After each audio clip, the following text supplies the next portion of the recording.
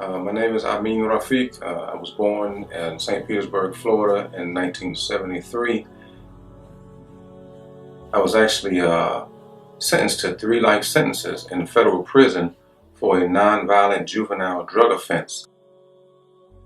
And by the grace of Allah Ta'ala, after almost 22 years, I was freed upon getting a sentence reduction. I became Muslim in the latter part of 1993.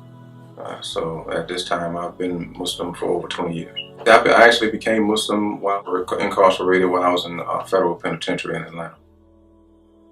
You know, the prison population is basically, as we like to term them, is like the forgotten believers. Especially if you're not in a major metropolitan area. But for the most part, when it comes to prisons, prisons are not built in those areas. Prisons are built in, rural areas. So the Muslims write, they write, asking for Qurans, asking for somebody to come in and visit on a regular basis.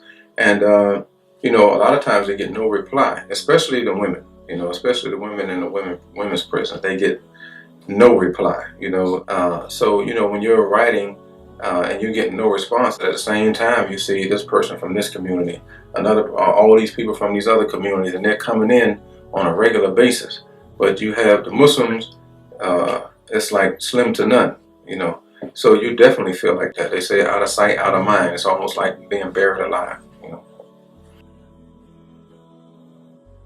During the time of my incarceration, I was thereby introduced to Tayba. For me personally, I don't know if anybody else was like affected, like that. But when I would get materials in, to me personally, it was a sign that Allah subhanahu wa ta'ala loved me, and I don't know if that makes sense, to a lot of people, but it's like in spite of myself, Allah subhanahu wa ta'ala is providing a means for me to, learn more about my deen. Even in, what could be termed as a dungeon, the light of Allah subhanahu wa ta'ala is shining through the walls, shining through the fences, and by His grace and mercy, He shined it on me. So every time I receive my curriculum in the mail, that's the feeling that I would get. And sometimes it will come at a time where I might be, everybody have their peaks and valleys, so it might come at a time when I'm at one of my lows, and by me getting that material in, and having my new assignment and everything, it's like it reinvigorated me. Made me want to push forward, and not give up. But just being introduced to traditional Islam, it's like the doors been flung wide open for me. It's like before it was a stagnation, so to speak, and there was a tendency to be kind of, have a one-track mind or be closed-minded to other things. But it was very refreshing to come to understand that there was so much more to Islam than what I had been originally exposed to. When you get exposed to the traditional teachings, you get exposed to certain things like fiqh and usul fiqh and things of this nature, how rulings are derived, and the basic acceptable differences of opinions of the scholars. And you actually start to see what goes into a scholar deriving a particular ruling. Then I know what that did for me personally. It made me really want to be more quiet about things and not to speak as much. It really made me more fearful of telling someone something that is incorrect. Tayba Foundation is revolutionary, for lack of a better term. And I say that for a number of reasons, but one of the things that we don't get exposed to a lot is refinement of character and what some others may call behavior modification. And this is something that is very important for someone who finds himself or herself incarcerated. You take an individual who was a thief or a murderer or a drug dealer, whatever it is they were doing in sowing corruption in the land. You expose that person to the Islamic aspect of refining character and things of that nature.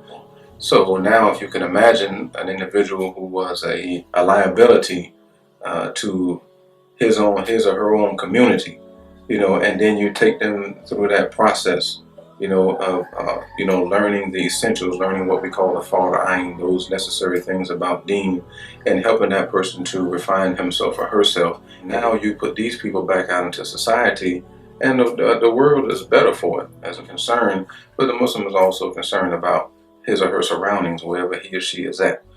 You have that transformation, so that transformation is not just in name only. It wasn't a nominal transformation. It wasn't just a person wasn't just living prison Islam, as some people like to call it. For the Muslim community, I think it's important that we need to realize that this is, no matter, even if you don't speak about it, it doesn't mean that it doesn't happen. It doesn't mean that there aren't Muslims in prison. This is an aspect that it needs to be addressed. It has to be dealt with, because when we come out, we should be the first ones that are willing to give an individual a second chance. We should be more willing to invest our time and our money and other resources into helping an individual prepare himself or herself for that second chance should it arise. They say that success is obtained when opportunity meets preparation. I'm just thankful to Allah subhanahu wa ta'ala. People just don't know who Allah subhanahu wa ta'ala is. They don't realize that his treasure houses are limitless. That's one of the things. And I have, like, my main message would be to the men and women that I left behind. It's just, no matter how much time you've been sentenced to, whether it's you're scheduled to get out tomorrow, or whether you're scheduled to never get out, according to on paper, to know that Allah subhanahu wa ta'ala is He's the changer of hearts. He's in control of all things, and there is no exception. It's without exception. And no matter what situation we find ourselves in, as Muslims, we should strive to, be the best human beings that we could be, regardless of our situation. And we should never allow the shaitan to trick us into despairing of the mercy of Allah subhanahu wa ta'ala.